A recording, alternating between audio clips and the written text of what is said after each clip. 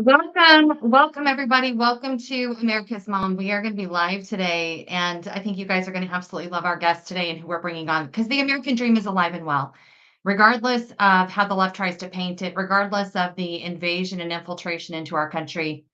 How about this? How about I use the microphone? Would you guys like that?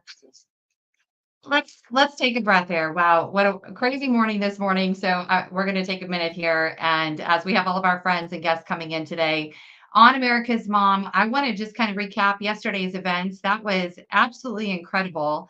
Just an amazing time, amazing day. 3 hours of hearing stories and testimony and the efforts of average everyday Americans, along with those great big A-listers like Roseanne Barr, Lara Logan, President Trump, who are getting the word out about the fentanyl crisis. It really was tremendous. So thank you guys. Welcome, welcome. We're so excited to be here, and I know you guys are all missing the Mister this morning, but he is he's working. And so here we are. We're going to be working together, getting information out there that's really critical. So welcome everybody. Drop in the comments where you're from. We're going to be having Dr. Stephen Bean today. If you have not heard his story, again, the American dream is alive and well. We cannot let the globalists, these deep state warlords, try to sabotage our country, sabotage our hopes and our dreams based on a belief system that they're trying to perpetuate throughout the country and throughout the world that America is dead. We're alive and well. It's just time for us to reclaim our country. So Dr. Stephen Bean is going to be joining us here in a little while. And I think you're going to be very, very encouraged to hear how God took this little baby um, from Saigon and brought him to America, and then to see where God has led his path today to where he is saving the innocence of children in California, specifically in Orange County. You guys are just going to be blown away by his story. It's really, really incredible. Sometimes, ordinary people can really change the dial in our own lives, what we're doing, how we're interacting. So drop in the comments where you guys are from. We are streaming live today on Facebook, Rumble, Twitter, and YouTube. We're trying again. Somebody says the wrong thing. Somebody says elections and we'll probably be kicked off. So there we are. But here we are. We're going to do our best. So let's just kind of get into it. Welcome back, everybody, to America's Mom. And as you're hitting the share button and you're having your own questions, I want you to drop those in the comments so we can address those and interact with you guys for a little while before we start our show. But I kind of want to just get into it. There is a lot to be said for the dual justice system, right? The two-tier system that Kash Patel talks so much about, the government gangsters that we hear so much about. Are we good? Is audio good, you guys? I just want to make sure. I'm not seeing any comments yet dropped in the box there. It helps a lot. All my Facebook folks, drop those comments in there. If you've got a second, drop them in there because I just don't see anything happening right now. And I don't want to get into this. Are we good? Okay. Thank you, Melissa. Yes. Tell me where you guys are from, where you're cluing in today on Twitter and on Facebook. Thank you, guys. Thank you. Thank you. Thank you. Okay. Good to see you guys all today. So, in the two-tier justice system that we've heard so much about from Kash Patel, government gangsters, how they get away with, all kinds of crimes, rubbing their big hairy chests on employees and getting away with it. Sexual deviancy, they get away with it. Holding drunken parties in courtrooms while banishing citizens from having fair trials and get away with it. It's just amazing. It's amazing what they get away with. But you will not get away with legally and lawfully making images of a voting machine in Mesa County. No, Clerk Tita Peters, as you all remember, is facing 9 years. Well, it's begun 9 years, consecutive sentences served one after the other by Judge Barrett of Grand Junction and District Attorney Dan Rubenstein, his advisement and recommendation. And apparently the judge says he has to take the direction of the prosecution. This is just bizarre, weird things. She's going to serve 9 years in prison. Hopefully it won't be 9 years, but that's what they've done. So if you dare to advocate on behalf of the citizens, you are looking at jail time. You are looking at weaponization. Today is actually the first day that the honey badger is out. Steve is so excited. Steve Bannon, so excited to have him back out here with all the people again after doing his term, his political prison stint. from the federal government stunt on him. He finally is alive again today and out free. They're demonstrating to you, and I'm going to share this story, just understand. They're demonstrating to you they don't care what you think. You don't have the right to ask questions. You don't have a right as a citizen to determine that you get to play a part in your own elections, in your own governance, in holding elected officials accountable, in securing your own border. Thank you, Steve Bannon. In relegating correct and factual information to the public. You don't get to do that if you have not met their criteria. And what is their criteria? I think it's just mostly being a part of the club and then protecting the club. I think that's what it ends up boiling down to because there's some real idiots that are running things, yet they're part of the club. They serve in the capacity of determining the outcomes for everybody, and they're blessed for that. They get away with unbelievable things. So I'm going to share with you again. This is out of Colorado today. I want to say how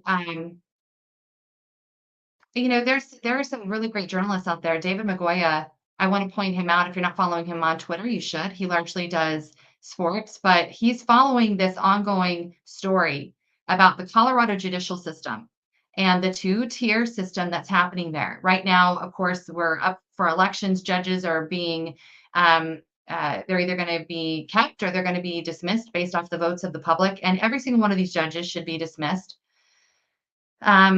Let's talk about what happened in Colorado. So we know Tina Peters' story. We're going to set that aside for right now. We're going to focus on a case that you may have forgotten about.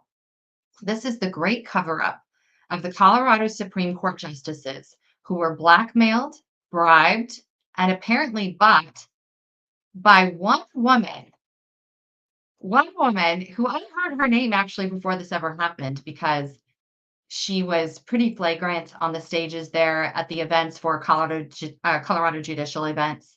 And I remember my husband just saying that she kind of gave him the heebie-jeebies. Like she just had that thing about her where you understand right away that she's got feminine wiles going on to get her way. We'll just put it that way. That's Mindy Macias. Mindy Macias was working in probation. She was overseeing the construction of probation buildings and courthouses around Colorado. And apparently she was skimming money off the top for herself. That's actually not disputed. She was skimming money off the top for herself. And this is Colorado Judicial, okay? She was working in the probation department and overseeing the construction of these buildings, overseeing the contracts, that sort of thing. Along the way, she gets found out what she's doing because people began complaining that the projects weren't getting done in a timely manner and they seemed to be done kind of shoddy. Well, because she was skimming money off the top that they needed for the construction of the building, so it wasn't getting done properly. Along the way, she starts having an affair with a fellow employee, and it sounds like there may have been multiple things going on in Mindy Macias's life. If we're just being honest here, this woman was doing a lot of things, and I think she thought she could get away with it. And honestly, she has. Really, she has. She's gotten away with it. I've never seen any charges pressed against her. I've never seen her have to face any consequences for what she's done at all. Nobody did actually. And that's the whole point of this investigation and this article that was recently brought back up again, written by David Magoya. I'm going to share this with you guys right now. So what is it exactly that happened here? Well, Mindy Macias, when she was supposed to be fired for skimming off the top of these construction projects, again, that's taxpayer money, by the way, you guys. Taxpayer money was funding the construction of government buildings, and she was taking that money. Well, instead of being held accountable, you'll never believe this, she was actually appointed by the Colorado Supreme Court justices to do ongoing education for them, to the tune of $2.4 million. She was going to be paid to do ongoing education for Colorado Supreme Court justices. I just want to know one thing.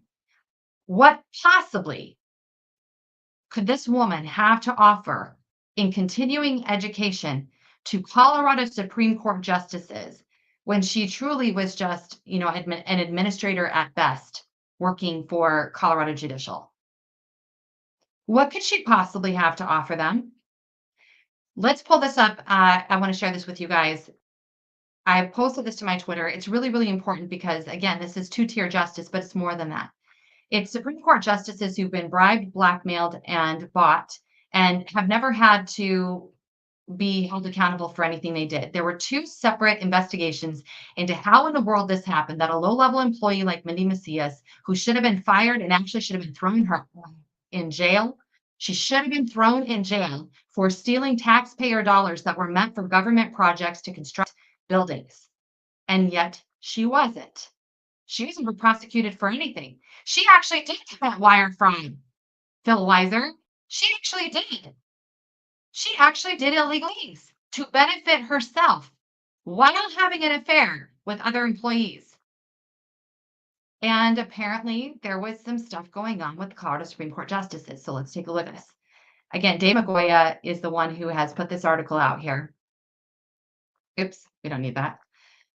Here we go. New insider complaint alleges a widespread cover up in Colorado Judicial Department. So this story is not going to end. Even though Colorado's legislature did an investigation, the Judicial Oversight Committee, of which Matt Soper was a part of, supposedly did an investigation into all this, and they found nothing. Supreme Court Judge Cotis was at the top of the list of one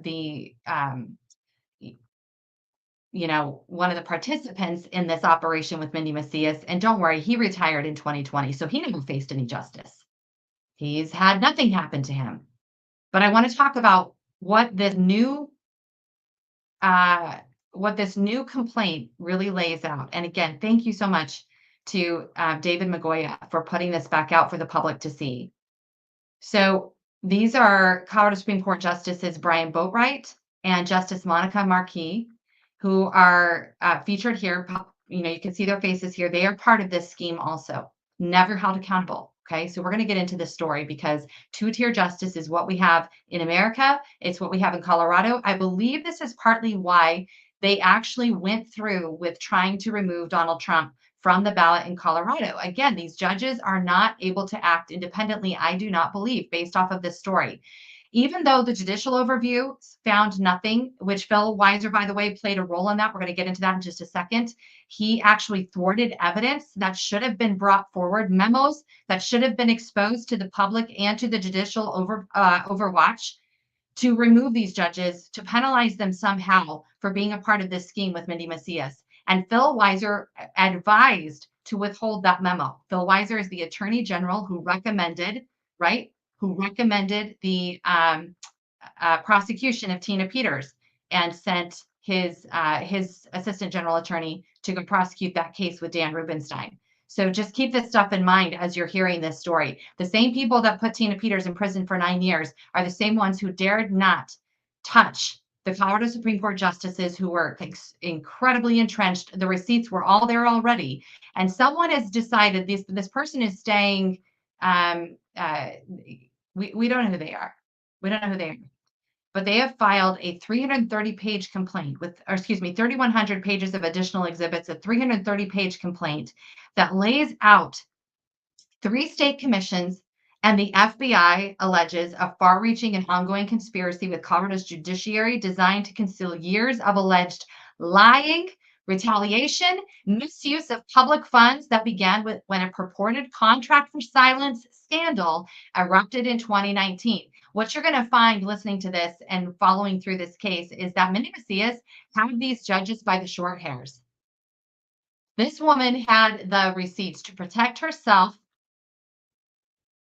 and make a killing off of these judges. So let's get into it a little bit more. 2 of these justices are Brian Boatwright and Justice Monica Marquis. They face retention votes in November, and that's partly why the story has been written. These judges do not deserve to serve in Colorado's Supreme Court. They should not be retained. Everybody should be voting no in Colorado not to retain Justice Boatwright or Justice Marquis for the role that they played and the lack of justice that was served up to them and to those who were affected, which apparently there are dozens of employees who have been impacted by their scandals. So here we go. There is substantial and reliable evidence that for years, The justices of the Colorado Supreme Court, Colorado Attorney General Phil Weiser, and other public officials and employees have conspired to openly engage in a pattern of misusing public funds, public resources, the authority of their positions. And let me pause for a moment because I distinctly remember listening to District Attorney Dan Rubenstein and the judge, Matthew Barrett, talking about how Clerk Tina Peters had abused her position and how she, basically they wanted to make an example out of her as an elected official. What these guys? Robert Shapiro, where are you at, man? Robert Shapiro was happy to come down and prosecute Tina Peters, but Phil Weiser's office colluded with the justices to prevent important information from getting out that would have exposed the Supreme Court justices and the scandal between them and Mindy Macias. They prevented that information from coming forward. Allegedly, this complaint states. Their positions to unlawfully conceal evidence of misconduct by judges, by attorneys, by public officials, and employees. This fraudulent conduct includes a pattern of intimidation, retaliation, misuse of public funds in excess of $4 million since 2019 to negotiate general waivers, non-disclosure agreements intended to silence victims, whistleblowers, and even other public officials. Well, okay, let's get to it. The sweeping complaint was filed with the fraud hotline of the state auditor's office, the Colorado Commission on Judicial Discipline, the state's Office of Judicial Performance Evaluation, the governor's office of boards and commissions, the public integrity section of the U.S. Department of Justice, and legislative leadership at the state capitol. None of those bodies, which all operate in secret, by the way, have indicated yet whether they will act on the complaint or what action they might take. Let me just tell you right now. These organizations operate without any oversight, without any accountability. The people don't know who to call to say, we demand an investigation into this. It's a lot like when the board that decided to close down Craig, Colorado's coal facilities there. There's a board. There's a board that makes all the decisions, and you don't get to know who they are. So you, the people, can't call and have your voice be heard. There's no elected official there at the end of the day that has been elected by you to represent you. These people act indiscriminately. They act without oversight. They do what's in the best interest of their groupies. Like I said at the beginning here today, they're acting on behalf and on bequest of each other, not on bequest of the people. This is a huge problem. Let me just tell you, those reports, Mesa County 1, 2, and 3, were all sent to the Department of Justice. By the way, no investigation. They were sent to the Attorney General of Colorado. No investigation. In fact, the absolute opposite happened, weaponization. The complainants in this case, by the way, in this complaint, are staying anonymous. And I think we all know why. I think we all understand why they're staying anonymous. Because woe to you, those of you who decide to come out publicly and call out your government, you're going to hear about it. You're going to be affected by it. You're going to be punished by it. And that's what they're saying happened in this case, that they absolutely used, they weaponized their office. They used non-disclosure agreements to silence victims, whistleblowers, and even other public officials. So I want to know how the legislative review, the Judicial Oversight Committee at the legislature, how did you guys not find anything amiss here? Or is this part of that? Has this been an ongoing part of that? I would love to hear from Representative Baisley and Matt Soper, who I know were a part of that committee. What happened? How have these guys been allowed to go on while Tina Peters is sitting in prison? These people enriched themselves. The complaint lays out a variety of remedies that it is seeking, including the suspension, the non-retention or impeachment of these justices, a judicial discipline system that is free of conflicts, new and wholly independent investigations into this entire scandal.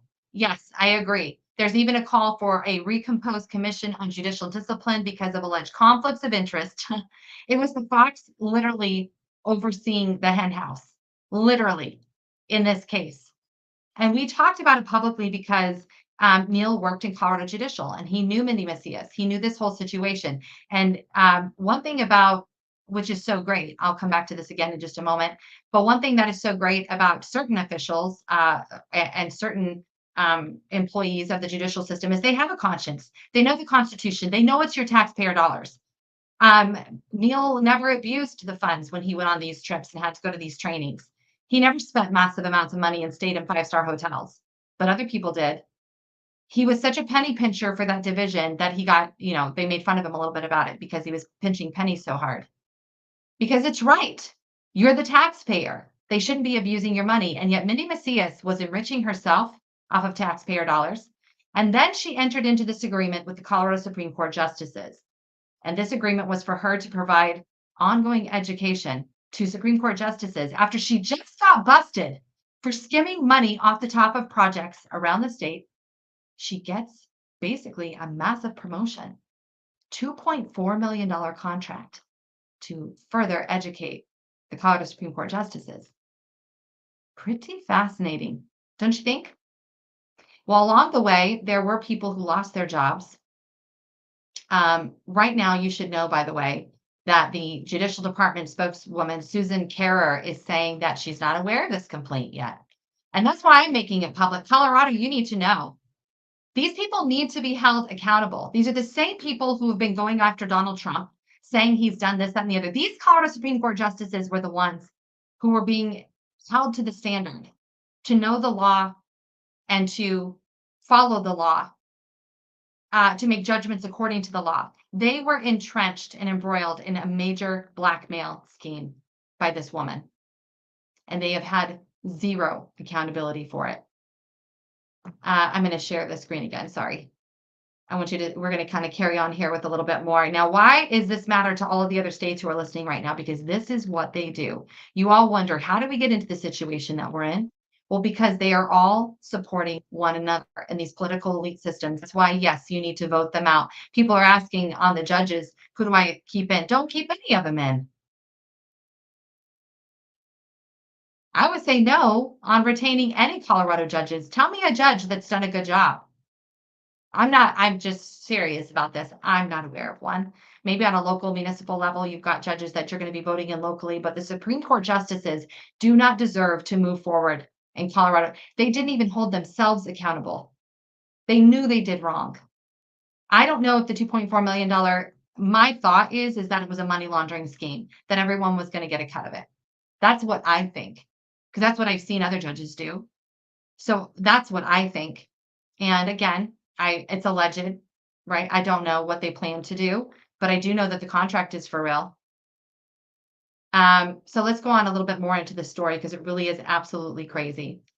The justices have reinforced a bastardized system where they choose their own, and this is exactly what happened. The justices chose their own investigators, they chose their own prosecutors, they own the judges and the adjudicators and their own appellate review panel, all while simultaneously acting as their own legislature. That is completely what I saw happen also. The justices have destroyed judicial independence by becoming a law unto themselves, the complaint reads. The retaliation, misconduct have impacted more than a dozen people's lives, reputations, and careers through forced resignations and firings. Ultimately, the judicial department's intent was to keep any inquiry, whether by so-called independent investigators or any state agency, from finding any fault or culpability with anyone who was wearing a judge's robe, despite evidence suggesting otherwise, according to this complaint. This all began with the revelation. Now listen to this, you guys. This all began with the revelation that a former judicial department official who faced firing over financial irregularities, Mindy Macias, was instead given this multi-million-dollar contract allegedly to silence her threats of a tell-all sex discrimination lawsuit that was expected to reveal that years of judicial misconduct was either covered up or handled gently. At the core of this scandal, the cover-up, the complaint alleges, was a two-page memo. This is where we bring in the great Attorney General, Phil Weiser. So Colorado, listen up. That was a two-page memo outlining the misconduct the lawsuit would expose, a document the Judicial Department initially refused to release publicly and, despite knowledge of its existence, never told state auditors who were investigating the contract about the memo. They were advised, by the way. This came at the advice of Weiser's office and the attorneys there. Check that out. It became public in 21, but only after a newspaper reporter twice requested the document and was refused. Phil Weiser's office and his attorneys advised that this memo not see the light of day. The scope of this complaint is enormous. Okay. It touches on the Supreme Court. Everybody heard the words quid pro quo. Well, now we know here's a real application of quid pro quo, not what President Trump supposedly did. That was a perfectly beautiful phone call, by the way. This is very different. The Supreme Court made public comments on the alleged quid pro quo contract. The complaint says in apparent violation of the Code of Judicial Conduct to the use of contrived evidence in the controversial removal of a state senator heading legislative hearings into judicial discipline reform. And I do not know who that state senator is. I don't know who that is. I'm asking around, but I don't know. I don't know who that is. The cover up the complaint alleges came at a price tag of millions of taxpayer dollars that included non-disclosure agreements, which we heard about with employees in return for hefty payments, contracts for independent investigations that were actually overseen by the judicial department officials themselves who were tied to the scandal. People were making money. They were making money off this whole scheme. And at the end of the day, only the former Supreme Court Chief Justice Nathan Ben Coates was publicly sanctioned for his role, but don't worry, the impeachment came after he had retired. Nice deal he made there. Incredible. Two investigations, the complaint says, in apparent violation of the Code of Judicial Conduct, concluded that the contract was not a quid pro quo for silence despite evidence of the threatened sex discrimination lawsuit in light of this employee's firing. Coates maintained that he dismissed the lawsuit threat outright and that it had no impact on his choice to approve the deal. Oh, I'm sure. I'm so sure. I'm sure because we've heard about the hairy chest being rubbed on the employees there, sir. Gross. Gross. Although he did not explain why he would approve it at all, given these circumstances. You guys read between the lines. They think you're so stupid. Other key people behind the scandal, including then Judicial Department Human Resources Director, let's just say his name. These people deserve to have their names out there, was Director Eric Brown, who allegedly authored this memo, has never spoken publicly to investigators or legislators since the story broke, and subpoenas were never issued for his testimony. He was having an affair with Mindy Macias, and he quickly resigned when this all broke.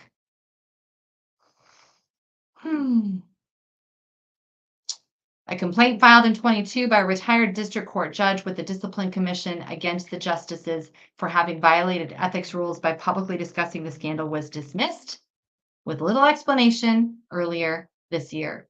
These people are supposed to be held to the highest standards in this country. This is your judges. These are the people making the decisions for your life. And yet, here we are. So drawing this to your attention is very critical, I believe, because again, the two-tier justice system just continues to wreak havoc on Americans across the country. If you look at those who attended January 6th in Washington, D.C., who are not getting a fair shake. Parents who are being arrested, having their children taken from them, these justices are making the decisions. And when you read a case like this out of Colorado, you start to understand they are CYAing bad. And all they're watching out for is number one. We're going to switch gears here for just a moment. Thank you guys for being here with us today. You know, for 2 years now, I have been shopping with an American manufacturer who has the best interests of this country in mind, who goes so far as to make sure that every product they're making is done right here in America to the absolute best of their ability. And it is putting American workers first. I want to encourage everybody to go to shopwithpatriots.com and check out this incredible online store. It is the Patriot Amazon, you guys, with 500 or more products that you use every single day. I've been talking a lot about my little yellow pill that helps with appetite control and so many other things, insulin levels, neurological stuff. It's absolutely incredible. It does so many different things. We've been sharing a lot of information about that recently because it's such a little power pill. You can get that there also. Supplements, daily use products, your everyday cleaning items that contain zero toxins and no hormone disruptors at all. It's safe and clean for the whole family. You guys, with almost 40 years of being made right here in this country and taking care of people all around the world, go to shopwithpatriots.com. Check it out today. Be a member. This is a membership. We want all of our patriots together working to support this great country. You're not going to sacrifice quality, and it's not going to cost you an arm and a leg. We're done with the big woke corporations. like Target and Walmart. We are now shopping with American manufacturers made right here in the United States, serving our American workers and our American people. Go to shopwithpatriots.com and check it out today. All right, everyone. Well, I promised you we were having a wonderful guest on today because the American dream is alive and well. No matter what they try and tell us, this country is still the greatest country in the world. And when I heard this man's story, I wanted to share him with all of you because it's difficult times when you've been brainwashed to believe that your country is horrible and it doesn't do anything good, and we're sinking into this horrible place of destruction. It's not true. It's not true. And Dr. Stephen Bean is joining us on America's Mom to share his story and how he came to this great country and what he is doing now to save and secure the children in Orange County. But honestly, Dr. Bean, you're having a national impact. Thank you so much for joining us here on America's Mom. Wow, what a pleasure to be here. Thanks, Sharona. Well, I want to just start from the beginning because my audience does not yet know who you are. And your story is absolutely incredible. I was moved to tears listening because we need to hear these stories of hope, of determination, of overcoming incredible odds, which you absolutely did. So will you kind of take us back to the beginning? And I'm going to share some of these pictures as you're talking about your experience and how you came to America. Yeah, thank you. It's only in this great country that a child who had polio at the age of 2, born during the Vietnam War, could come to the United States to actually become the Orange County Superintendent of Schools, and that's really what my story is about. Is this opportunity that this great country has given me, this most vulnerable child. It started when I was born in Vietnam in '71 during the Vietnam War. And at the age of 2, I contracted polio. Literally, Vietnam only had enough vaccinations to truly only give to every other child. And so, as a child along the line, they only gave, they skipped me somehow, and I didn't get the polio vaccination. Because of that, I contracted polio, and my parents abandoned me on the streets of Saigon. And it was an orphanage that brought me in, took care of me for a couple years, and then this great nation executed what's called Operation Baby Lift. And Operation Baby Lift was to actually airlift over 2,000 orphans caused by the war, Vietnamese orphans, to the United States to enter foster homes and or to be adopted. And so in 1975, April 6, 1975, the day literally before Saigon fell, it was such a chaotic day. I remember it as a 4-year-old at the time, that there were adults were scrambling to get these babies on these planes. And all of my possessions were put on the first plane, my records, and then I was mistakenly put on another plane. Well, as destiny would have it, and I would say a miracle from God, that first plane took off and the back doors blew off and it crashed. And over 100 Vietnamese orphans died that day. I was safely brought to the United States on that second plane. And that's where my life began at that What moment. I want to pause for a second there because that was a tremendous operation. And I've heard so many stories about that actually growing up. That was one time that America did something very, very special. But when you think about that your belongings were on that plane, you should have been on there and Yeah. you weren't. What does that cause you to, like, the burden of responsibility in your life? Well, as I reflect back in my 53 years of life, I know that God certainly had a plan that day, and it was God who brought me safely by miracle, because He had a purpose for me, and so entering the United States in that manner, resonates with me as I reflect on my whole pathway and career. It's really incredible. And so for people who are wondering, so what happened to you once you came to the United States? And just to be clear, so your parents, I wasn't clear on this when you were speaking, but your parents, did they abandon you once you contracted polio and you were not able to walk anymore? Yeah, at about 2 years old, the records would have it that because I had contracted polio and I wasn't walking, my little natural parents literally abandoned me on the streets of Saigon, and that's what an orphanage brought me in. That is incredible. And I think we have a picture. I want to share this with you guys. Such a cute little kid. I can't even imagine.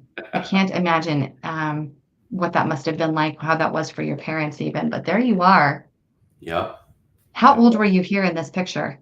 So I believe I was around 6 years old in that picture, and the gentleman on the left is he was a part of Operation Baby Lift. He was a colonel in the Navy, and so the Navy, the Air Force, the Marines all came together. Even adoption agencies like Holt International and social workers across the nation came together to really execute this pretty amazing operation. And so there I am with members of that operation. It was a wonderful experience.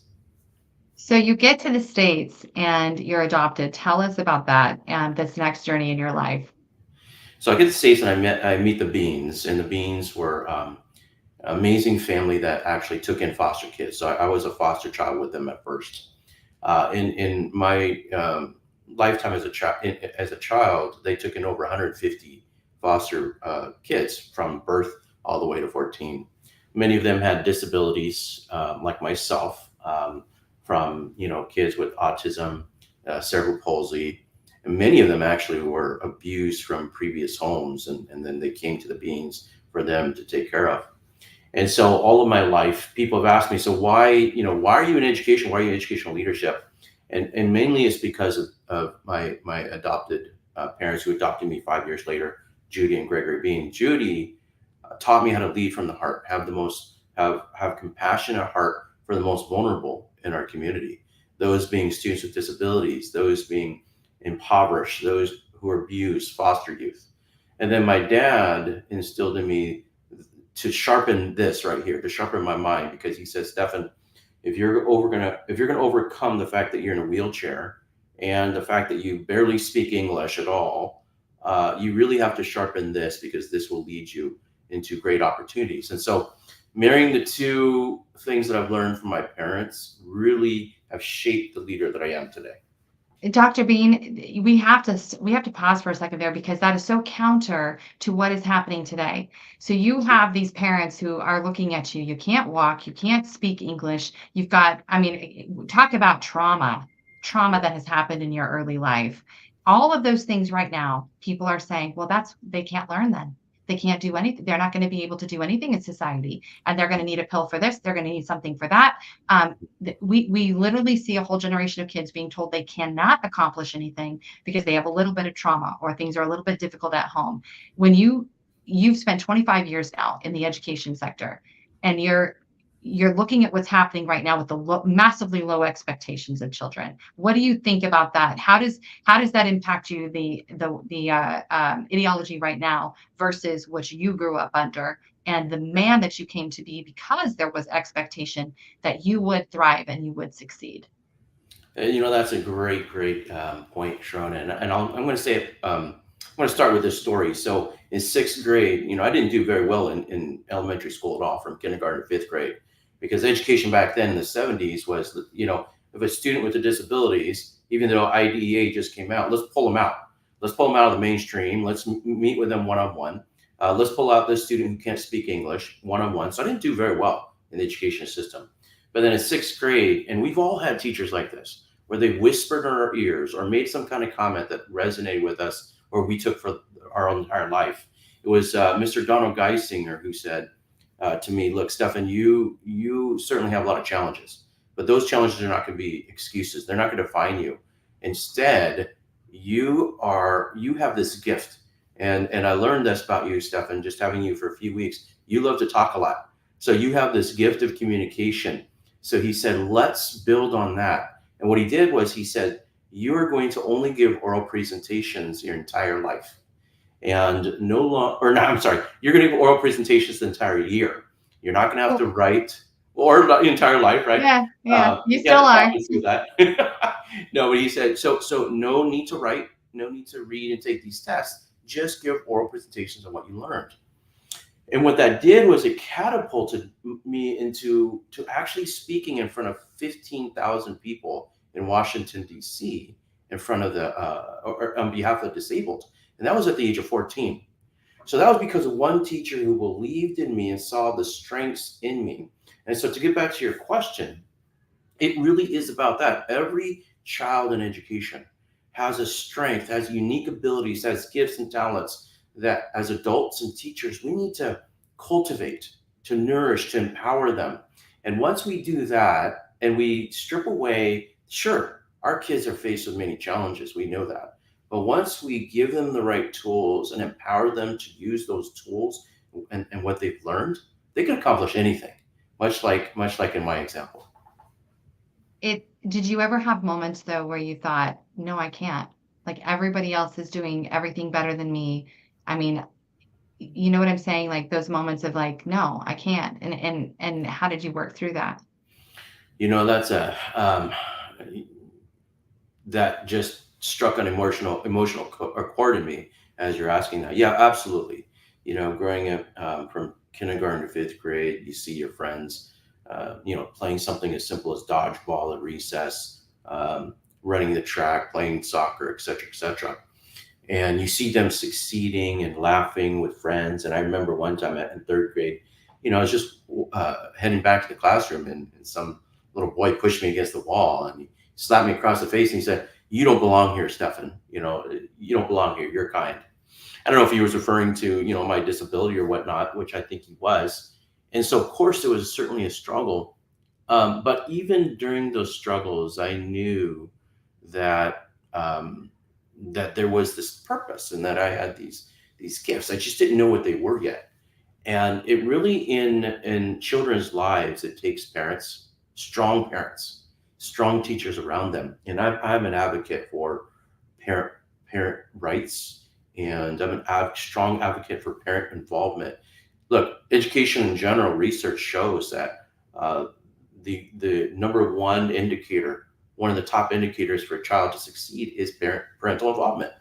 So, anyways, because I had strong parents, because I had strong teachers later on, um, those doubts, those false narratives in my head were gone, were dismantled, and then I built that confidence after Mr. Geisinger.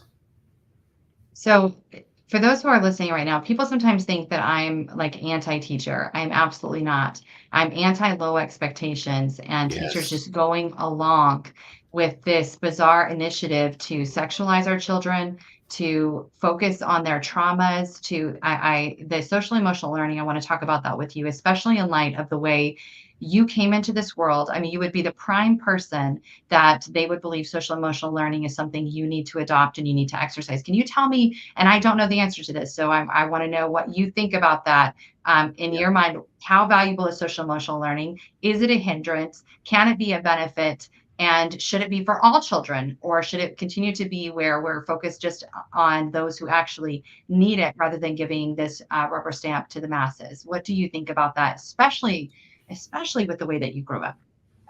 Yeah, in my 25 years of educational leadership, I have certainly learned and resonate with students who may certainly be less fortunate, who go through challenges that maybe other students haven't gone through.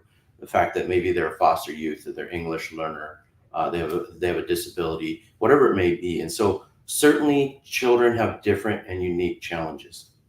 How we support them is by helping them individually with those challenges.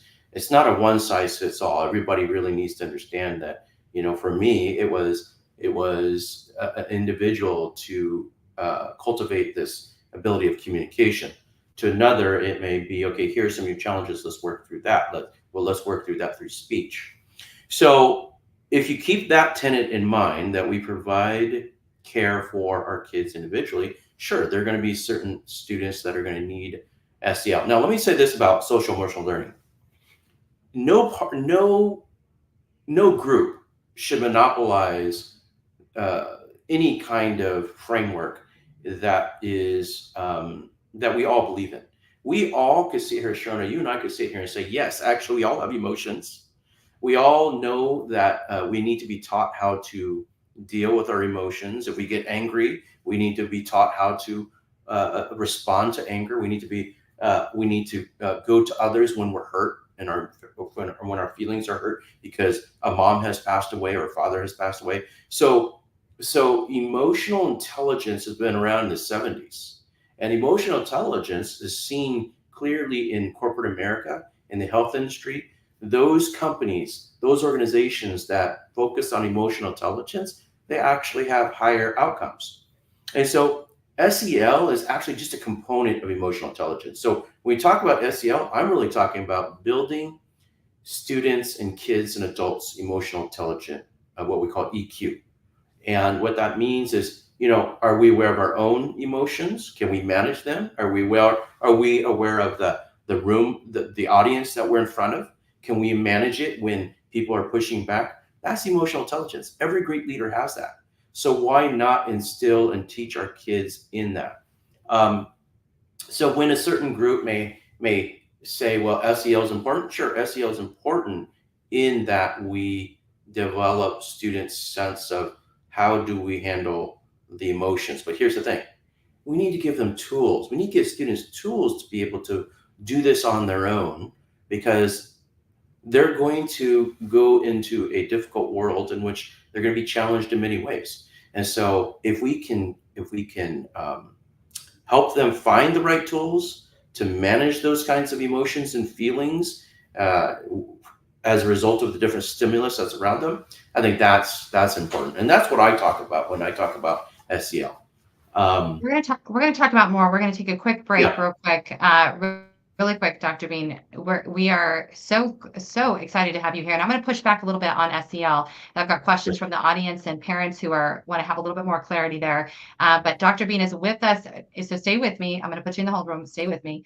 Um, Dr. Bean is with us, Dr. Stephan Bean, 25 years in public education with an unbelievable story, rescued out of Saigon, brought to the States, and grew up with an incredible family after being adopted, and has just lived a really incredible life, but also incredibly challenging.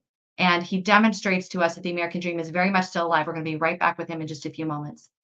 Friends, yesterday we conducted a 3-hour panel on gosh, I'm so sorry, Jason Shepard's platform, you guys. Wix Mix, you know what it is. I have it on here. Also on X, so you can go check it out on X. And we done it, and we also actually live streamed right here on Facebook yesterday, because it's a very critical subject that he's bringing to the forefront and asking for all of us to be involved on a personal level. The government, if we've learned anything, is not here to help us. And as Ronald Reagan said, those are words we should be deeply concerned about. I am from the government and I'm here to help. So instead, individual citizens are taking up the mantle to protect our children. The fentanyl test is where you are going to go to be able to purchase your own in-home test that quickly check products to make sure they have no fentanyl in them. You do not need to destroy a product or get it wet or anything like that. You simply dip the test with the stick, and that is it. It's very, very simple on the product, and you're done. And you wait for 5 minutes to find out if there is, in fact, fentanyl in your products. As we demonstrated yesterday in this panel, by the way, 7 million people tapped in to check this out, because fentanyl poisoning is affecting everybody. The largest group of people who are dying from fentanyl exposure is under 14 years old. Under 14, you guys. And over 300,000 people were killed last year from fentanyl poisoning. It's impacting so many of us. I shared so many of your stories that you shared to me on that panel yesterday, so that people would know this is real life. It's really happening. So I want to encourage you to take personal responsibility, introduce the fentanyl test to your family members, because we're seeing that even if you check all the boxes, you have the intact family, you are conservative, you've taught your children morals and values. There is literally a targeting happening of our children, and we need to be responsible for them and with them. So please go to the fentanyl test, go check it out. Use the code S47, and you're going to save 47% today only. So please go check it out. You could save a life, not only of your own child, but others.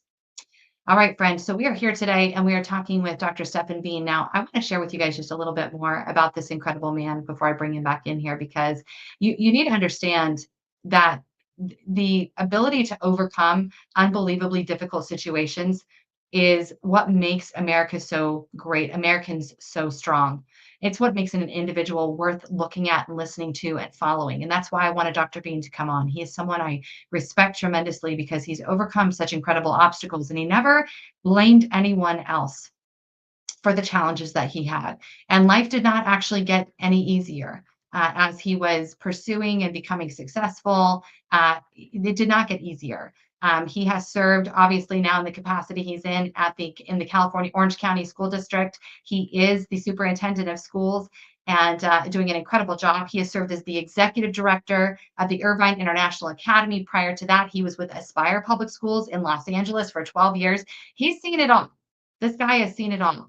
But he had some personal struggles that have been happening, family struggles that were happening along the way that should have, again, made him want to quit. And I think, Dr. Beam, I want to take a minute and focus on this because people right now are struggling tremendously. They're looking for, Yeah. we kind of go to that weak mindset. We think we can't go on. And you had an absolutely devastating turn of events in your family. And could you share a little bit? Is that okay to ask? Of course it is. Okay, so in when I went to USC, University of Southern California, even through all the amazing uh, accomplishments that God has put in my life, He put a beautiful woman, Janet, in my life at USC. And I say that's because it's important to say I asked her out 3 times at USC, and she said no 3 times. And so then we would meet up probably 3 years later at a mutual friend's wedding, and our friend had the brains to put us together at the same table. Anyway, sparks flew that night and chemistry happened, and then we started dating. So Jan and I then got married in 2000, and it was a beautiful thing. We wanted to have a family, and I remember telling Janet, my parents told me that my doctors said warn Stefan because he wouldn't be able to have kids because he had polio and it affects the central nervous system. We don't think that he would be able to have kids. So I told Janet that, and she said, no, I don't believe that. We're going to try. So in a span of literally, let's see, we started trying in 2002. In a span of 8 years, we have 4 beautiful kids. Thank you, Uh, Lord. Oh, yeah, amazing, wow. amazing. So miracles, 4 miracles. So my oldest is 22. She just graduated USC. My second oldest daughter is a junior in Berkeley, and then I have a senior in Los Alamitos High School, and then an 8th grader. My youngest one, we were not expecting, but we say that she completed our family because she really does. She does. She's a joy. Love those surprises. Seriously, God Yes, knows. exactly. God knew we would need her. So, anyways, it's interesting because in 2014, Janet started experiencing these migraine headaches, and so painful. Went to doctors. Of course, our medical system said, you know what, it's migraines, so go to the migraine clinic. So she tried that, and after 6 months, it wasn't getting better. So she just happened to go to the ophthalmologist to actually get a new eye prescription, and they looked in her eyes, or he looked in her eyes. He pulled out a pad of paper and he wrote on the pad MRI stat. So Janet and I then went to the ER and had an MRI done. And the doctor said, look, we're going to give the test to your doctor, and your doctor will be calling you. So we left. I remember pulling up to our driveway, putting the car in park, and Janet gets the call. So Janet gets a call from her doctor saying to come back. And so we went back to the doctor's office, and he showed us a couple of film of multiple tumors that she had in her brain. And so in medical terms, when they say multiple lesions, it means too many to count. We could see visibly 12 tumors, and the doctors told her, get your affairs in order because, you have about 6 months. So in the process of all the medical things, they did a biopsy on a swollen lymph node and discovered it was metastatic breast cancer that went straight to the brain that caused these tumors. So she was given 6 months, and we are people of faith. So we prayed, and Janet came back to me the next day and said, look, God, don't worry. God is going to extend my life. He said he would extend my life. And so he did. Janet changed that 6 months to 6 years. And it was very important. Yeah. It's a miracle because she fought 6 long years. 5 of them were really great. And she was really able to, in those times, instill the values and the love that only a mother could have, right? That only a mother could give to her children. My youngest at the time was 4, and my oldest was only 12. And so they got another wonderful 6 years with their mom. Even though that is such a Hezekiah moment, right? Praying for more time and God answering that prayer. I'm Yeah. sure, though, did you have incredible optimism or did you have times of just saying, this is too Oh, much? oh, it was when you get that diagnosis or you get those words, you have 6 months. Your just world just comes crashing down, Mm, and you spend days, then weeks crying and trying to make sense of all the treatments that she has. She had whole brain radiation several times. She had chemo every 3 weeks for her entire 6 years. She had brain surgery to remove certain tumors. So every new challenge brought just a whole load of emotions. Again, to say, how can we do this? Is so overwhelming, God. Why would you put us through this, right? And so, of course, those things come through. And then what really, though, happened that lifted us above those challenges were not only our faith, but people around us that God had put in our community. So the church community, the school community that supported our students. I'm sorry, my kids, mm, our friends, right, our family. All of these people came together to really lift us up, and it helped us. So after that first year, which was just intense, it got better. And then the intensity came back every time there was a setback. Like she broke her hip, so she had to have her hip surgery. She had to go through multiple rehabs. And then that last year was really, really difficult because what happened was she didn't die from the cancer. She died from the treatment. The mm, whole brain radiation was like exposure to nuclear bomb in her brain. And so mm. slowly it died, and all of her functions were gone in that last year. And so she spent a year in hospice at home. So my children saw her slowly losing her functions and then passing away in 2020. So yes, Yeah, oh my gosh, I do not wish that upon anybody, especially yeah. children, to see what a parent would have to go through in battling just to save, just to stay around. It's Yeah, very, very I mean, tough. well, truly, and that again is why this story is so important at a time when we're hearing the narrative, and I think the narrative is very divisive also. So I really want to get your take on this because the narrative is so divisive of that our kids can't learn without all of these things being in place. They can't learn to read. To me, this idea of low expectations has been brought on because the teachers are not able to teach what is necessary to the development of the children academically. Rather, we have this imposition of ideology that is taking over rather than actual education. You are overseeing 12, how many schools? 12 schools that are in your, No, I is it oversee. So I'm at the Orange County Department of Education. So I see mhm, over 28 school districts, and that's 8 school 400. districts? Yeah, and that's 450,000 students in Orange County. So how do you take this onslaught of this ideology that's been captivating Yeah, captivating it to the point that we can't figure out how to communicate with one another anymore either, I would say. A lot of times I view the schools, the administration, the staff as the enemy. I admittedly say that because I have felt that they have been the enemy, not putting the parents first, not listening to the parents, not advocating for the education of the children, rather advocating for the boy to wear a bra in school. Like those kind of things have become so divisive that when you talk about this community coming around you and your family while your wife was suffering, that's what we used to have in our yeah. schools. I Yep. remember that. And then, so share with us a little bit your take on that and what you are doing to overcome that.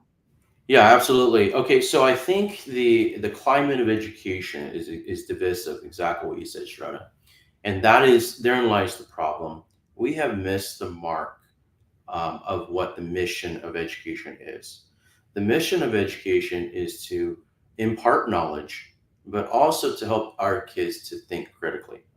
And when we do both as educators, then students begin to rise up and they learn new knowledge and be able to be critical about those things so that they can form their own arguments, they can make their own decisions.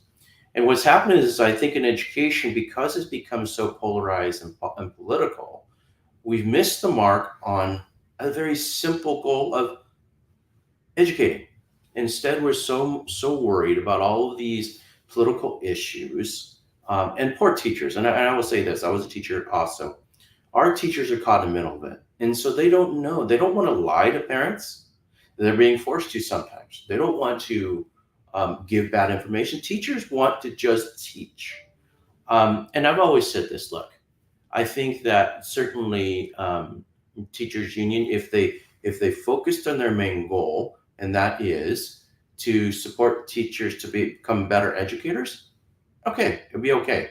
But I think their mission has deviated also to become more behind social political agendas. And I would say that we need to protect our teachers because our teachers really want, they're in education to really impart knowledge, new knowledge, and help our students really grapple with that through critical analysis. Let the kids be the critical piece of what they learn. And not only that, but let our students do it with, by asking questions, and do it with their parents, and do it with their teachers, that as a community we can support our kids. And that's what happened with my children. Let me go back to SEL for a second. My children, when they were struggling through these issues that were going on with my wife Janet and their mother, of course I need to send them to counseling. I needed them to have close relationships with teachers and friends, all of that to help them through a trauma that they were experiencing. Many of our students do still experience different trauma, by the way. You and I used to experience trauma, just normal types of trauma, like as we developed an age and we lose parents and we have friends. These are normal trauma. But now there's new trauma that's caused by the pandemic that we just had because we took them away from their peers for a couple years, and now we're putting them back into with their peers. So trauma existing with that, trauma existing with social media, the divisiveness that they get on social media alone, or even the trauma that they get on, they don't feel self confident because they're comparing themselves with influencers out there. And so all of this trauma plays. And so, yes, we need to help identify those trauma and support our kids in a way that helps them to overcome those trauma. And so good therapy is yes, when you put my 4 children in front of counselors that help them to move forward with the trauma of losing their mother, they're never going to get over it, but they can move forward because they have tools. But bad therapy is like them reliving that trauma over and over again in therapy sessions to a point where now they rely on that. So there's good therapy and bad therapy, and SEL is about that. We need to help our kids. They experience trauma. Let's face the facts, as we do as well. But let's help them through that, giving them tools and the ability to overcome those challenges on their own. So You know what? that's how I look at it. Yeah, go ahead. When we were in school, you and I are, I think, about the same age. When we were in school, we had Bill Bennett's Book of Virtues, like the virtue morality Yes. was taught in our schools at that time. And I would say to me, I'm like, well, that is teaching emotional regulation and maturity. You're learning principles of behavior. You're learning cause and effect. We read the Book of Virtues to our kids even now, and they're in middle school. So that was our form back then, where it was others focused. And so I did an interview, and the reel went viral because I was saying that social emotional learning, a class was given to my son without my permission. I did not know he was doing it. It was the social emotional learning course. And there were obviously things in it that were good. I'm not saying there was things that were bad, but what I noticed from my child, I specifically mentioned it to my husband several times. I was very frustrated with him because all of a sudden he was extremely me focused. He Mm. became very inward, very self-centered. I don't know how else to say it. And he was going through this, and Neil's like, my husband's like, it's just a phase, he'll get over it. Then I get the certificate of completion from his social emotional learning class. And I'm like, okay, number one, I wasn't told this was happening. So I had no idea what was going on with him, that they were spending so much time going over emotions and feelings every day. Dr. Bean, every day they're going in, filling out a chart of how they feel that day. I mean, Well, so I therein did that lies as, therein lies the second half that we miss, is that when we are able to handle our emotions, we now have to actually, as human beings, or just yeah, as human beings, and be able to navigate people. And how we do that is we begin to realize that we're a part of a group, and we begin to realize that when we actually support others and we serve others, and I lead from the heart, which means that I care for the people that care for our students. So when we serve others and we put others in the community before ourselves, then that's the second part of emotional intelligence, the other two components of it. And so if we're only teaching how it addresses us, then we miss the mark again of the whole piece of what emotional intelligence should be all about, I to your really point. appreciate that. So what is the hardest part about your job? Especially being number one in California where the laws are crazy. It does not support parents. And here you are, you know what's important. You're a father as well. You've gone through all of this. You know exactly what you're doing. What's the hardest part about your job right now? Wow, the hardest part about my job is how political we've made education. Look, I am not a politician, I'm an educator, right? I mean, I didn't get my doctorate in, public policy or whatever. I got my doctorate to teach kids, to actually teach adults to teach kids. And so the most difficult piece is when we want to do something that is good for kids, sometimes it becomes politicized. And when it becomes politicized, now people take sides, and now we've forgotten and we've left our kids in the dust. Growing up where my mother taught me to be a voice for the voiceless, the most vulnerable. God is the father of the fatherless, right? The motherless. God is the father of these children that don't have a voice, and so when in the department, what I love about the job is that we're able to serve the most vulnerable students in Orange County directly, not just by supporting our 28 districts, but directly within the department. We serve foster youth, students with disabilities, incarcerated youth. We serve youths that are most vulnerable, and we can't do that because of the division, because we make education political. Um, that is the most difficult piece of this job. Look, education is very common sense. Teach our kids new knowledge, help them to grapple with it, and be analytical about it, and have parents be involved because the parents know their own kids better than I do as an educator. So allow our parents to be a part of that process to instill questions about their own family values, their own community values that they grow up. And so education has become this I don't know, this battleground that is unnecessary, frankly. I really appreciate that. And then my last question for you, for parents who are watching, grandparents, we have a lot of people who are homeschooling right now because they don't trust the institution anymore in the state they live. Could be laws, could be experiences, whatever. What advice do you have for parents, especially because of your track record in the public school Yeah. environment? Well, first of all, I want to apologize to families that feel the public education system is not for them, because it should be for all. Public education is by law a statutory requirement that is free to all.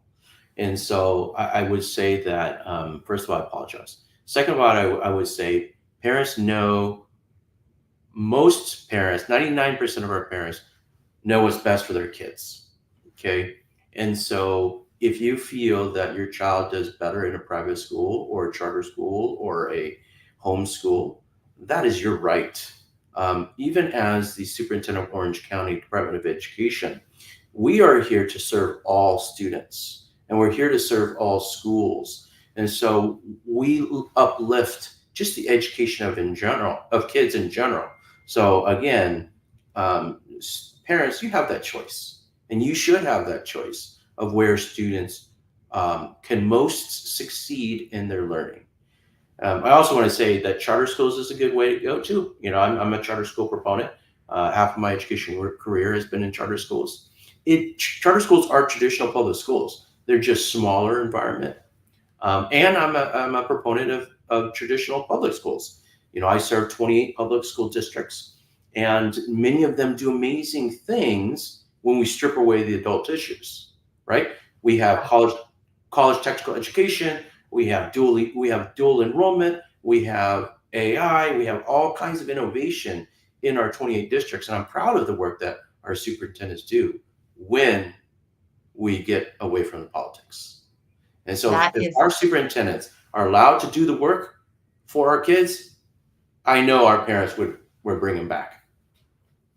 Well, you're doing a tremendous work. I've actually posted all your information, friends, so you guys can check out more about Dr. Bean. I think that there is definitely a blueprint here for other superintendents who are struggling with the fallout from a COVID, literally the lack of trust, all that was broken during that time, and you're overcoming that beautifully. Thank you for your story and your spirit, and for this incredible laying down of your life in service. Thank you so much, Dr. Bean, for being with us on America's Mom. I'm humbled and honored. Thank you, Shona, for having me today. You know, friends, it's never too late to make a change in your life, and it's never too late to grow. Hearing these stories from people who are doing it, who are making an impact. We've gone through a couple years of trauma, to use Dr. Bean's word there, and realizing for the first time, maybe a lot of you, that our government needs a huge check right now, and you're feeling a little bit powerless. How do I do that? What do I do? Well, I do want to remind you that election day is right around the corner, and we all need to make our vote and our voice count. We need to make sure we show up. That's number one. But secondly, the power lies in your everyday decisions and what you are doing. And one of the things that I have chosen to do is to make sure that I am spending my money with American manufacturers who support American made and support American workers. I want to encourage everybody to go to shopwithpatriots.com. Go check out our store today. It is a club. Yes, it is. And it's only $1 today to be a part of this club. Sam's Club has their cost and Costco has their fee. Well, ours is $1 today. I want you to go check it out. You can actually look before you shop.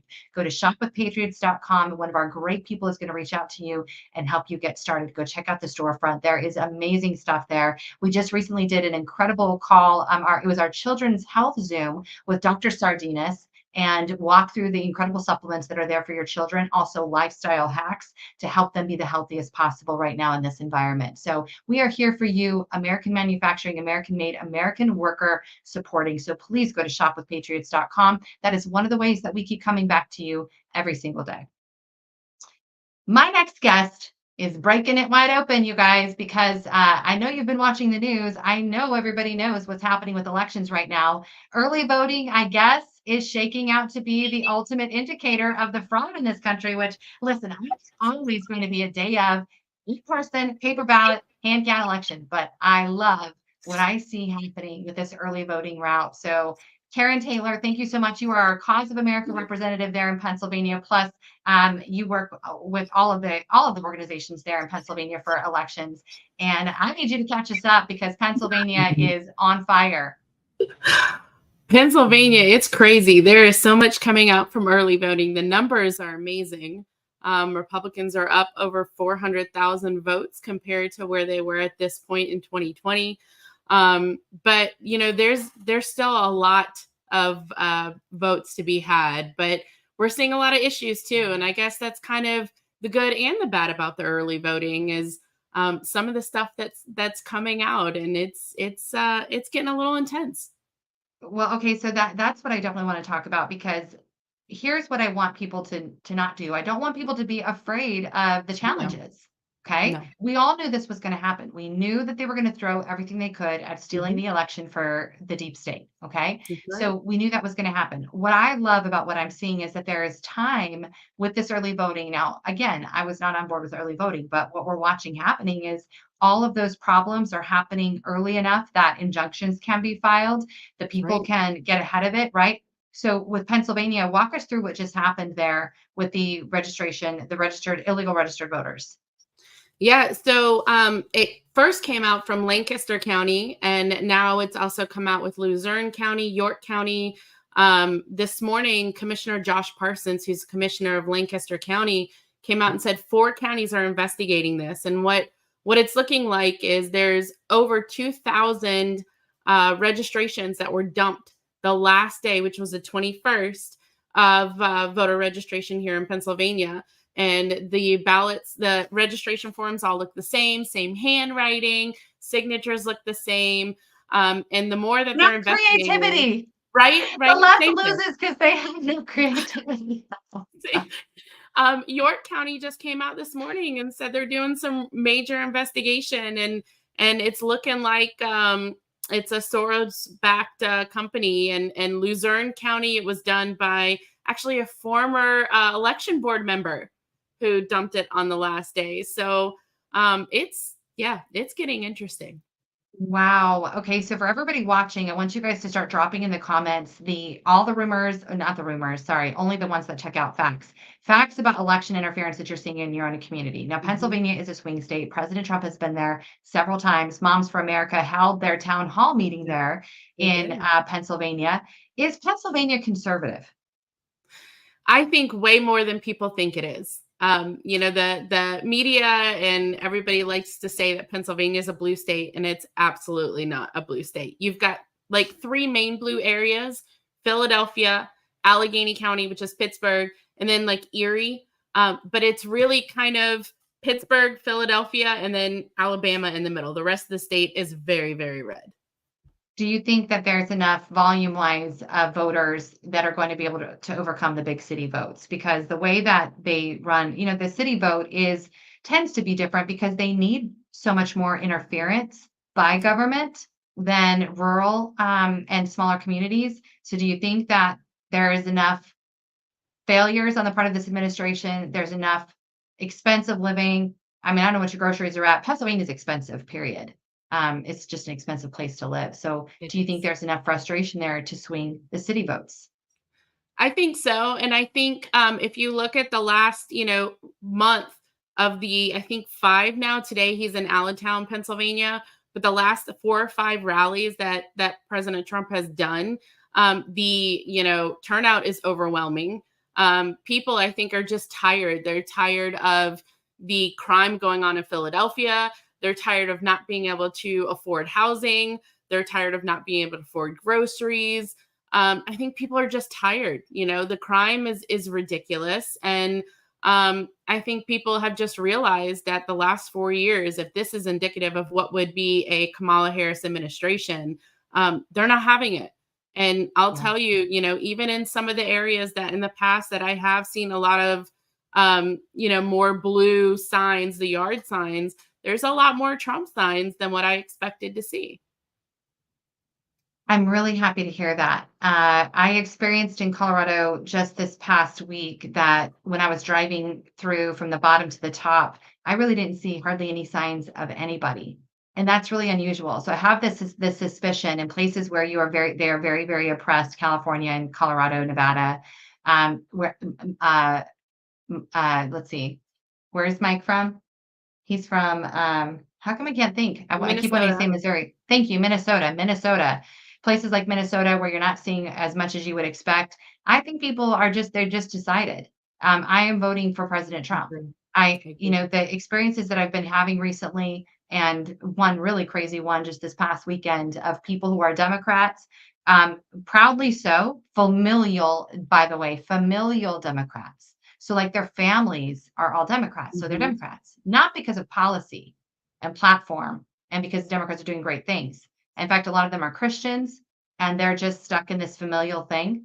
They're voting for Trump. And they've said it, and they're not ashamed to say it. Sure. And I think you're right about that, because I think people are at the point that, I said the other day that who you're voting for, it's not a Valentine's Day card, right? It's who's the best for the country.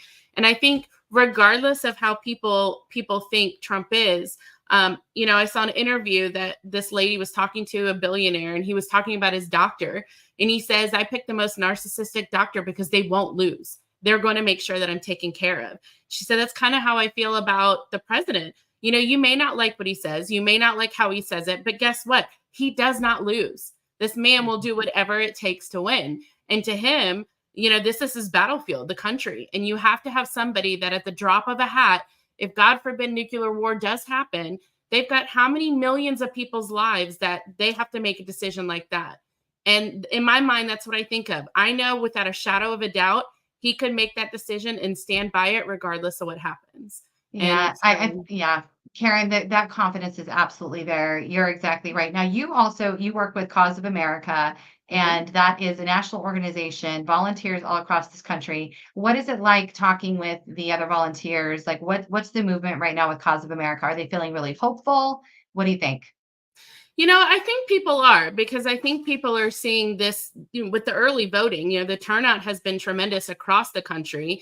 And, Mike has this wonderful tool called Vocal that people can go on and actually report issues from now, with the early voting all the way to election day and beyond. So any issues they see, they can go on there and report it. And there is going to be somebody from every state that'll be able to field those reports. So that way, if there's something actionable, something that you could call a constable or a sheriff or something, there's going to be somebody there able to get those reporting. So it's exciting that, we've also partnered with True the Vote. They have Vote Alert. They also have an app that you can go on. And so I feel like we're really kind of getting this whole movement. It's not just individual grassroots anymore. We've all kind of joined together. Everybody's trying to work together to make sure that a 2020 repeat doesn't happen. And I think I want to just remind everybody, I have Vocal up right now so everybody can see this. You do just go to vocl.com and you can sign up that way. It's super easy and fast, and it plugs you right into the Frank Speech community. And as we were talking about yesterday, this basically, as you report, those reports are going to go into silos that need to be sent out, maybe to Cause of America for grassroots efforts, maybe to our attorneys for litigation stuff or injunctions that need to be filed, or it's going into the cyber world where the tech people are looking at it and saying, okay, these are things we need to deal with. So that information is being disseminated. And I need people to know that, because I was just on a call this last week with one of the key attorney generals in this country, and they don't know that this sort of stuff exists. So you guys are the ones who need to spread the word. Right. Everybody needs to be reporting anything you see election fraud wise, period, to vocal.com. And like you said, True the Vote is partnering with us. So one way or the other, we're going to have that information and then be able to disseminate it to the proper agencies, authorities, and talents to get that word out. And some of it's just going to be like what you're doing here, Karen. You're telling everybody what's happening on the ground. They need to have hope and be inspired and be encouraged to get out there. Now, traditionally, the conservative voter shows up on election day. So if the turnout right now of early voting is as massive as we're getting reports of, do you think that election day is going to be absolutely insane? I do. And it's exciting. I think that over the last 4 years, people have really gotten involved. And, that's one of the things I love about Cause of America is it's really kind of brought people who wanted to do something and had no idea what to do. They could then go onto the Cause of America site, thecauseofamerica.org. There's a little tab that says get involved, and they can get connected with the grassroots in their area. So for me, that's the one thing I enjoy about working with Cause of America is I get to talk to people in all 50 states and to get to see how it started, with the cyber symposium years ago. There were like 12 of us there, to now there's thousands upon thousands of people across the country that have decided to take it in their own hands and say, enough is enough. I'm going to learn my statutes. I'm going to learn, how to be a poll watcher or a poll worker. I'm going to get involved, and I'm not leaving it to chance. And that to me is the coolest thing. Karen, what have I heard lately? The government fears the most is the peasant uprising. Right. And in America, there are still millions of us who believe we are free and we're going to live free. Karen Taylor, thank you so much for all the great work you do and for being with us today. Have a good day. Thank you. Well, I tell you what, guys, I got to share one last thing with you guys today as it pertains to elections, because Karen just shared with us what's happening in Pennsylvania, and they're admitting it. They're getting up, holding press conferences. These elected officials are, and they're calling out the fraud, which is so exciting because we didn't get to see that in the last two elections, 22 and 20. But I want to share this with you guys. It's going to take me just a second to pull it up here. This is really, really important. This press release just came from the Colorado State GOP. And I'm just going to say right now, Dave Williams, the Colorado State GOP chair, first of all, I think that the emails have been absolutely freaking hilarious lately. And if you saw yesterday's email, if you're in Colorado and you saw yesterday's email, then you know exactly what I'm talking about. This is taking just a minute to send to me, so hang tight for just a second. But today's press release is outstanding. This is about what's been happening in Colorado, the scam of the gold standard. Okay, it isn't wanting to send to me, so I'm just going to read it right here. Colorado GOP. This just literally broke. This is from Chairman Dave Williams. So everybody take a listen really quick. According to an affidavit sent to the Republican Party of Colorado Secretary of State, Jenna Griswold shared a file on her website that contained over 600 BIOS passwords for voting system components in 63 of the state's 64 counties. Some wiser on this. Governor should hear on this. Tell the District Attorney Dan Rubenstein, who's so concerned about those BIOS passwords, to start an investigation immediately into Jenna Griswold. Right now, breaking news. She shared the BIOS passwords for the voting system components in 63 of the state's 64 counties. Isn't that what they accused Tina Peters of doing? But she didn't. On Thursday, October 24th, those BIOS passwords were discreetly removed by an unnamed official. A letter from the Colorado GOP has been sent to the Colorado Secretary of State's office and can be reviewed below. The passwords were not encrypted or otherwise protected. This means they were available for public consumption. The file appears to have been posted at least since August. The amended version of the file was reposted last Thursday. BIOS passwords are highly confidential, allowing broad access for knowledgeable users to fundamentally manipulate systems and data to remove any trace of doing so. Due to the sensitivity surrounding BIOS passwords, Colorado Election Regulation 8 CCR 1505-1 Rule 20.5.2 Colorado Statute 11 requires limited access to a selected few at the Colorado Department of State. Neither county clerks nor commissioners have access to these files, you guys. While the above does not constitute evidence of a breach by itself, it does demonstrate a major lapse in basic systems security and password management. And that's if the Colorado GOP is being very optimistic. I, on the other hand, am not so optimistic. We hear all the time in Colorado from Secretary Griswold and Governor Polis that we represent the, quote, gold standard for election security, election integrity, a model for the nation, said Dave Williams, chairman of the Republican Party of Colorado. One can only hope that by the Secretary of State posting our most sensitive passwords online to the world dispels this myth, said Williams. A bad actor would still need access either physically or remotely to the systems. It is also unclear whether the passwords were in use at any point while publicly available. It's shocking, really. At best, even if the passwords were outdated, it represents significant incompetence and negligence. And it raises huge questions about password management and other basic security protocols at the highest levels within Griswold's office, said Williams. This type of security breach could have far-reaching implications, putting the entire Colorado election results for the vast majority of races, including the tabulation of the presidential race in Colorado, in jeopardy, unless all of the machines can meet the standards of a, quote, trusted build before next Tuesday. Vote tabulation in Colorado using the voter systems is already underway, with results intended to be inaccessible until the close of polls next week. Well, friends, you heard it here first. Jenna Griswold released the BIOS passwords of 63 voting systems of the 64 counties in Colorado on her website. They have been there since August, and someone very quietly slipped in and removed them just the other day. You heard it here first. Now, I demand that we have an investigation. Phil Weiser, Dan Rubenstein, you're so concerned about BIOS passwords that supposedly were shared by Tina Peters. She shared 63 of the 64 counties' BIOS passwords on her website. Jenna Griswold, the Secretary of State of Colorado. When is the FBI raid? Where are the warrants? When are you going to throw her in prison? Sit in this for 1 minute. Sit in this for 1 minute. What has just been read here. I did not get to read that until we just read it live here on the air. I had no idea this had happened. The gold standard is a lie. There's no gold standard when it comes to these electronic voting machines, and Jenna Griswold knows it. Those BIOS passwords have been up since August. Matt Crane, the head of the Colorado Association of Clerks, admitted, along with Jenna Griswold, that they know for a fact that at least 12 of the county's machines have the cards in them to be able to electronically talk into the systems. They know that those cards are in there. And now we know she released the BIOS passwords. So you have the BIOS passwords, you have the machines that have the cards in them, and you just need a smart little college-age hacker. That's it. It doesn't even need to be smart, actually. It just needs to know how to do it. Great job, Jenna. I'm so impressed. Gold standard.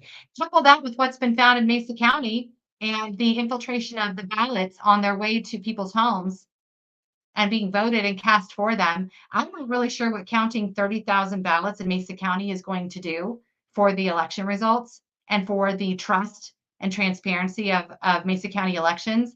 I think it's a good, I think it might be, because I'm not even sure though. There needs to be an audit of the envelopes. I'm not sure counting the ballots is all that needs to happen. There needs to be a forensic audit of every single envelope that was cast so far in Mesa County, and an injunction right now, immediately, a halt to the process right now while they do an actual forensic audit on every single envelope that has come in to that office. That's how they're going to know what happened. Wild times we're living in, guys. Wild times. We may just see some sort of justice. Possibly. I'm not sure, but it's very possible. Thank you all for being with us today. Here on America's Mom, remember, all that's necessary for evil to prevail is for good men and women to do absolutely nothing. And we are not descendants of weak men. See you back here soon.